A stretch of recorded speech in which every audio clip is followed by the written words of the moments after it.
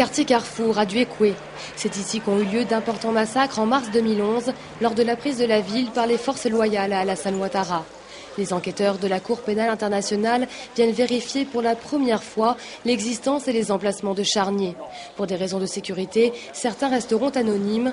Seul le médecin légiste de la Cour est autorisé à parler. Cet endroit a été signalé par la population. Avec cette sonde, il tente de dissiper le doute. Ici, il y a une odeur de putréfaction à cet endroit.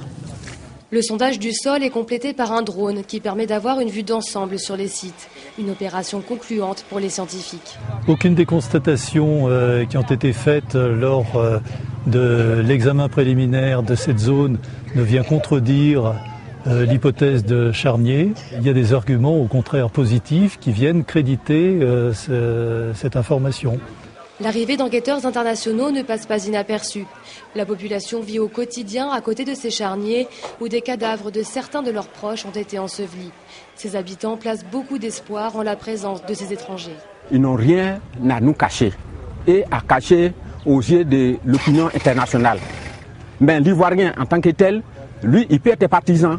On ne sait pas de quel bord il est. Il peut donc cacher la vérité et faire brandir le mensonge. C'est pourquoi nous voulons que ce soit des étrangers qui viennent enquêter sur la situation de la Côte d'Ivoire. À Duékoué, beaucoup d'éléments laissent présager la présence de charniers. Pourtant, les fosses communes présumées ne seront pas ouvertes pour le moment.